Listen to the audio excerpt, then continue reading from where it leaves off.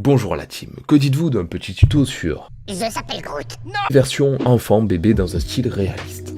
Allez, on va utiliser un petit quadrillage, que vous n'êtes pas obligé de faire évidemment, mais ça nous donne un petit appui. Je fais un carré de 10 cm sur 10. Ensuite, je le coupe en 4 petites parts égales.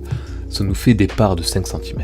Dès maintenant, je commence à tracer la tête de Groot dans ce cadre. En fait, on démarre comme si on faisait un visage d'enfant humain. Donc avec des joues sur les cases du bas, et ça se finit sur un menton bien au centre, ici. Alors contrairement aux apparences, ce sera pas un dessin très difficile, on va partir sur une base qui est quand même assez simple, et on ajoutera quelques éléments au fur et à mesure, comme par exemple ces morceaux d'écorce qui dépassent en haut du crâne. Et d'ailleurs on va faire les formes qui nous plaisent pour les écorces. Perso je les place comme ça, c'est un peu au hasard j'avoue, et du coup différemment que dans les films, je trouve que c'est pas plus mal, ça va personnaliser encore plus notre dessin. Ensuite, en se basant sur notre ligne centrale, on pose 2 yeux en amande, les contours. Là pareil, j'ai eu envie de les faire différents des originaux, donc plus gros cette fois, pour leur donner un côté encore plus mignon. Pour la bouche, je la place en dessous de la moitié de nos carrés d'en bas. Je lui fais un petit sourire. Et on descend pour lui créer le haut du corps. Le cou pas trop large, 2 grosses écorces qui recouvrent le torse, les épaules, et on reviendra dessus après. 2 petites feuilles en haut de la tête. Là encore, on peut faire une fleur, des plantes, des feuilles disposées différemment. Faut pas hésiter. Maintenant, l'idée, c'est de nettoyer ce croquis. Lavage. En fait, c'est quand même une étape assez importante pour pouvoir faire une coloration tranquille, sans stress. Donc on gomme les résidus, les repères, et on repasse notre croquis au propre. Je fais ça parce que quand tu as des traces de crayon partout, si on colorie au feutre par-dessus, ça va nous faire des vieilles taches grisâtres sur notre remplissage. C'est pas très esthétique. Puis c'est quand même plus cool de colorier quelque chose de propre. Une fois que le croquis est nettoyé, lavage, on remplit direct en marron cannelle. La plupart du temps, on remplira un dessin d'abord avec la couleur naturelle de l'objet. D'ailleurs, il y a une règle que j'ai inventée. En l'occurrence, il s'agit d'une sorte de tronc d'arbre. Désolé Groot. La couleur d'un tronc d'arbre, c'est marron, donc on se pose pas trop de questions, on place une première couche de marron clair. J'ai pas oublié les autres couleurs qui sont censées être sur le tronc d'arbre, je parle bien sûr de la mousse, des végétaux, de la lumière, tout ça c'est pas marron, les ombres aussi, mais tout ça c'est secondaire, c'est-à-dire qu'on le superposera par-dessus notre marron. Maintenant je commence aussi à remplir les yeux, je prends un beige pour le blanc de l'œil et un noir pour l'iris.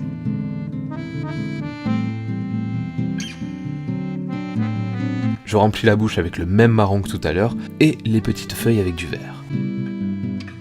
Maintenant, on va commencer par préparer les textures. On va tout simplement repasser sur notre première couche de feutre à alcool marron avec le même feutre. Comme la première couche aura séché, ça va augmenter l'intensité de la couleur et assombrir les zones.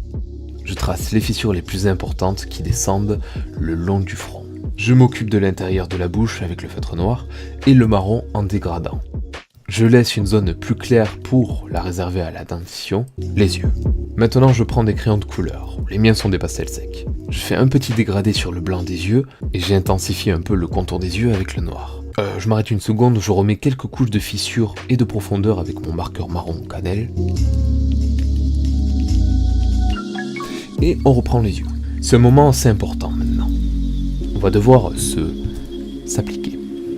J'attrape mon crayon pastel blanc et je vais créer des reflets pour les yeux. On a en bas à gauche un ou 2 demi-cercles légers. Et ici un reflet rectangulaire plus concentré, puis un point un peu plus proche du centre. J'ai décidé de mettre 2 points de reflet. J'estompe un peu mon demi-cercle. C'est vrai que sur le moment où je dessine, je suis plutôt dans la recherche. En fait, on peut créer le type de reflet qu'on veut. J'aurais pu mettre des ronds, changer la position des reflets. L'idée c'est de faire un reflet qui a de l'harmonie. Et voilà, qui nous semble en tout cas cohérent. Pour intensifier la lumière, je prends mon petit stylo à gel blanc Uniball et je dépose un peu de blanc sur les reflets, ici et là. Voilà. Avec mon petit pastel noir, je vais assombrir l'iris et faire un reflet de pupille au centre. Ça intensifie le regard. Ensuite, je vais commencer à ajouter d'autres couches d'ombre avec le même feutre et je vais éclaircir le visage avec des tracés clairs pour créer la texture.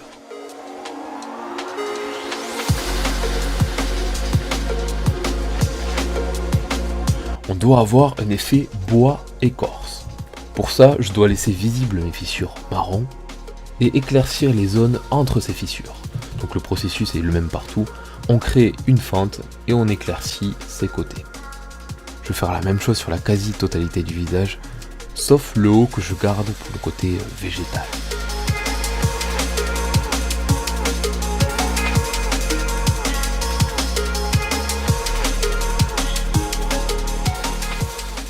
Là, nous allons ajouter des nuances végétales. De la mousse sur l'écorce, du roquefort sur le pain, de la mousse sur le biscuit.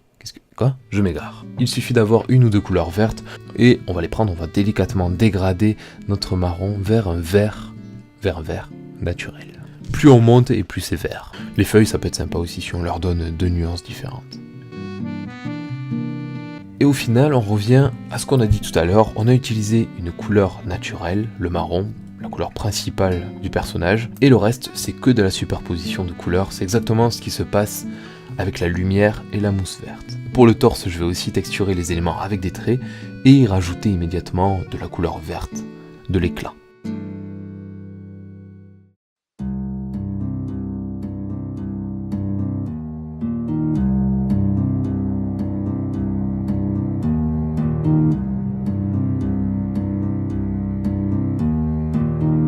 J'amplifie toujours les ombres avec mon marqueur de base, puis je continue d'augmenter les contrastes, d'affiner les détails.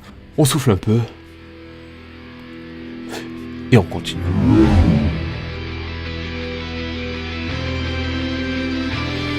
On souffle encore un peu.